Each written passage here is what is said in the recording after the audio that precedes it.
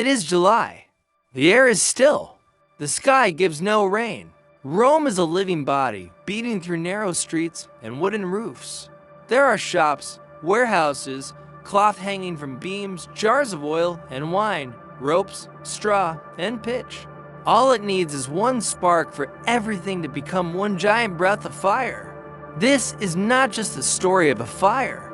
It is the story of a city burning, and of a ruler who must choose. It is the story of voices, blame, and suspicions. It is about men running with buckets that are too small, and women holding their children tight. It is the story of a Rome dying and another Rome rising from the ashes. In the next few minutes, I will take you inside those hours. We will walk through the flames, listen to the wind, see the buildings fall, and understand how the fire forever changed the map, the rules, and the heart of the capital of the world. Stay with me, because right where everything seems to end, something else begins. To understand how that something else was born is to understand Rome. The year is 64. Rome is huge, loud, and crowded. 14 districts mixed with temples, tall but fragile apartments, wooden houses, and courtyards full of goods. The streets are a maze. The wind blows between the buildings like a knife and carries the city smells. Hot bread, sweat, oil, smoke from stoves. Above, the tile roofs and dry beams creak in the sun. It is a city built close to fire and wood. A city that works because it burns in 1,000 small fires. That is exactly why it can catch fire all at once. Along the long side of the Circus Maximus, among the warehouses that feed the city, precious and dangerous goods pile up: cloth, reeds, ropes, oils, grains. Tough men work here. At night, lamps stay lit. Some keep watch, others fall asleep on sacks. The hot days have dried everything out. The wind blows steadily in one direction. It is the perfect plan for a spark to become a storm. The fire comes in the darkness of a normal night. No one will ever find its exact start. A flame appears, finds straw, then beams, then curtains, then oil. In a moment, the fire runs through the shops. It seems like an animal that has found its path. Screams, footsteps, slamming doors.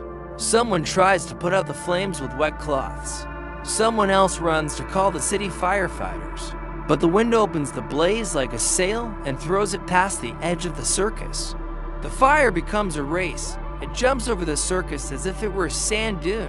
It bites the Palatine Hill, pushes toward the houses packed together, slips into the narrow streets, and climbs the wooden stairs. The apartment buildings, tall as towers, become chimneys. The hot air rises, carrying flames to the top floors. The roofs give way and fall in a shower of sparks. The beams burn with a long hiss, the plaster crackles and breaks. The cornices snap like shells, the streets fill with people. Those with nothing to lose carry only themselves. Those who have something hold a chest, a scroll, a memory. Children cry, horses panic, dogs run away. Someone stops at the doorway and realizes they must choose. Go in and try to save someone, or turn and run. Many choose time because the fire does not wait. Firefighters arrive. They carry hooks, ladders, and buckets. They try to make openings by cutting through whole rows of buildings. It is an even fight. The wind is an invisible general who changes sides and opens new wounds. Where the water reaches, the fire seems to pull back. Then another gust pushes it forward 50 steps. Buckets are passed from hand to hand. The chain breaks when a man falls, when a beam collapses, when an alley turns into an oven.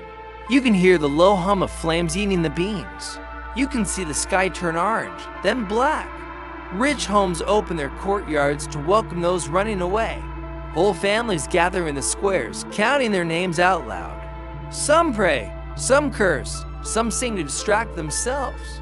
In the chaos, hands even appear to steal. In every disaster, there are those who save and those who profit. It is human, it is terrible, it is real. The emperor is not in the city at first. News travels along the coast and reaches him. When he enters a burning Rome, he understands that just putting out the flames is not enough. Space and time must be given to those left with nothing. He opens gardens and covered walkways for the homeless. He gives out grain at a set price. Whispers also drift through the smoke.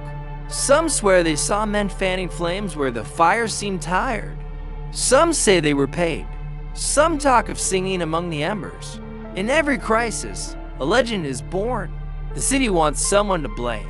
But the truth in those hours has no voice. It is only the sound of wood falling. On the second day, Rome is no longer a city. It is a rows of flames opening in all directions. The wind takes the straight streets and turns them into hallways of fire. In the curved streets, the heat twists and turns. It surprises those who thought they were safe. Every door that opens is a breath of oxygen that feeds the flames. Every window is a breath that becomes fire. The warehouses are dangerous treasure chests. Oil, pitch, cloth, reeds. It is like fighting an army, with weapons hidden in every neighborhood. Many run toward the Tiber River, boats filled to the top. Some cross to find safety on the other side.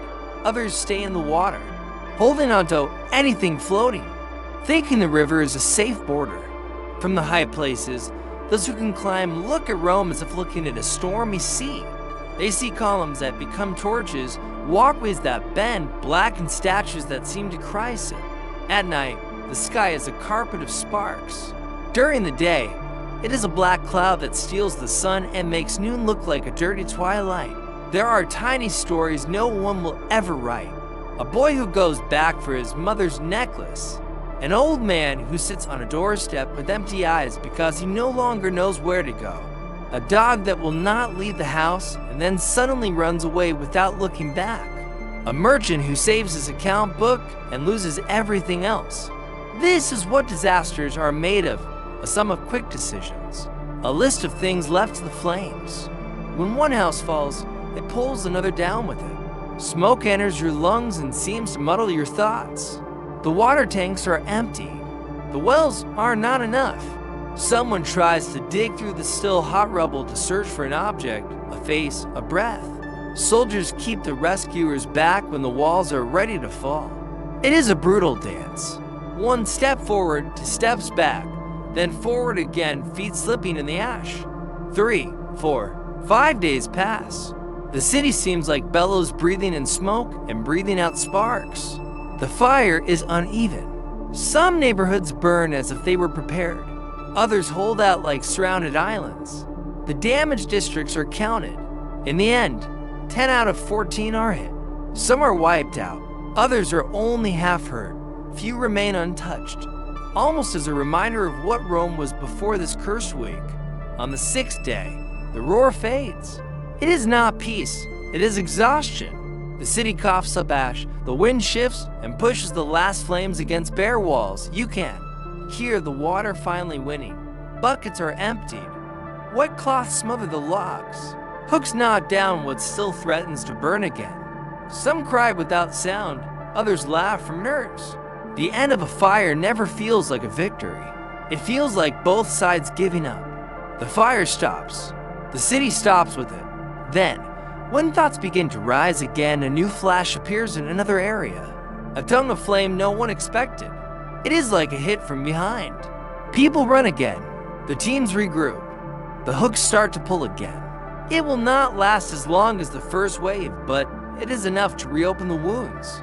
This is where suspicions grow sharper. Someone helped the fire. Someone wanted pain to continue.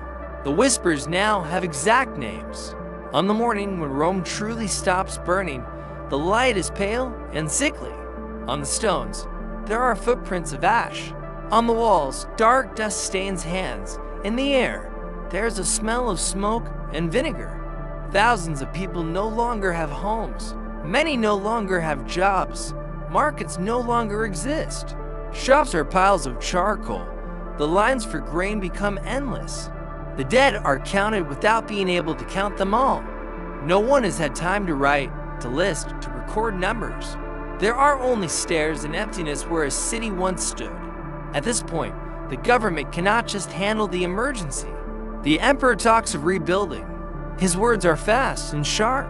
Wider streets, lower houses, inner courtyards, materials that fire cannot hurt as easily. No more alleys that become flutes for the wind. No more wood where it is not needed. No more shops sleeping next to warehouses full of oil and pitch. It is both a promise and a threat. A different Rome. It will rise from here, but at what cost and with what face? Meanwhile, among the homeless, the murmurs become accusations. Some swear they saw calm men refusing to put out small flames. Some talk of secret orders. There are those who whisper that everything was meant to make room for a new, grander, more amazing city. These are words without proof, but the city needs someone to blame, like a hurt person needs to hold something in their hands. Every story finds a ready ear. Every voice finds a path. The accusations do not stay vague. They start to point in one clear direction. They look for a group different from the others. They do not honor the gods of Rome. They meet in small, hidden houses. They speak of one God and follow a king who died on a cross. They are few, but different enough to seem guilty. In times of fear, being different easily becomes a crime. Arrests come. Names come. Confessions are gotten with the promise of stopping pain. Punishment becomes a public show. The crowd needs a release, and the ruler gives it to them. They kill to show a lesson. They put on a display to teach. Some cheer. Some look away. Some understand this is not justice. It is just a temporary peace bought with more fire. Meanwhile, the emperor plants a city of tomorrow. High up, between the Appian and Aspelline hills, stands a home unlike anything Rome has ever seen. Pavilions that open like wings. Covered walkways that chase the light. Rooms lined with shiny reflections. Gardens with pools of water where once there were streets and shops. In the center, a pond as large as a whole neighborhood. It is not a silly wish. It is a statement. It is a home. This is the theater of power. People watch and whisper that the fire has made room not just for new laws, but for dreams that are too big. Years later, on that empty pond, they will raise an immense amphitheater stone by stone. They will call it the Colosseum. But right now, with charred beams and dark dust, that lake seems the most visible scar of a choice. The records do not agree on everything. Some write that the emperor watched the flames, as one watches a poem and sang old songs while the city burned. Others say the opposite, that he was far away and that when he returned, he opened storehouses, gardens, and walkways to the homeless, and made strict rules for the building sites. The truth slips between the lines like smoke between rooftops. Powerful images remain, which memory likes better than exact facts. For many, since that July, the face of the fire and the face of power have mirrored each other. Meanwhile, on the building sites, they learn fast. The streets are widened and stop being flutes for the wind. Building heights are reduced. Attics are strengthened. Building fronts are lined up. Inner courtyards are required to block the fire's path. Materials change. Less wood where it used to be enough. More stone, more brick. In the merchants' areas, the oil and pitch stores are moved away from houses. The covered walkways still give shade, but they are no longer fuses. And the shops, they work with caged stoves and chimneys that blow smoke upward, not into the street. Every rule shows the mark of a burn they learned from. The city starts moving again with small steps. A baker reopens his oven with a new shovel. An innkeeper sets 3 of his for tables upright.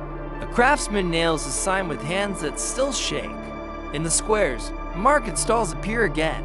First on cloths, then under shelters, finally made of brick. Children play among pale stones that smell of lime.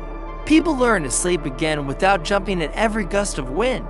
The crackling sound returns to the sound of baking bread. It takes years to get there, but the city is in no hurry. Rome is used to conquering time in small bites.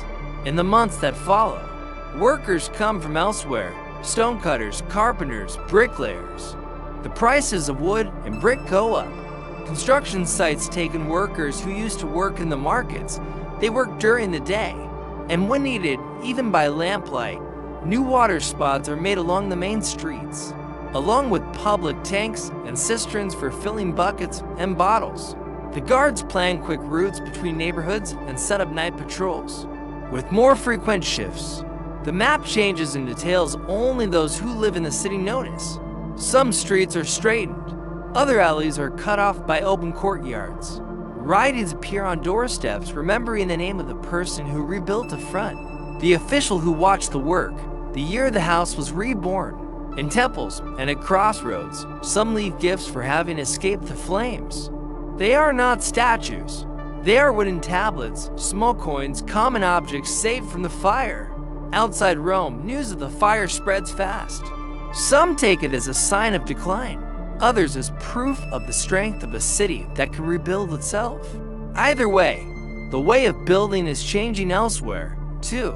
Those who come to Rome leave with fresh eyes, with plans and measures that have only one goal: to buy time for the next blaze. The fire is over, but the work is not. Rome picks up speed again, more careful and tougher. There is no fancy talk, just one choice: to move forward. This is the legacy of the fire.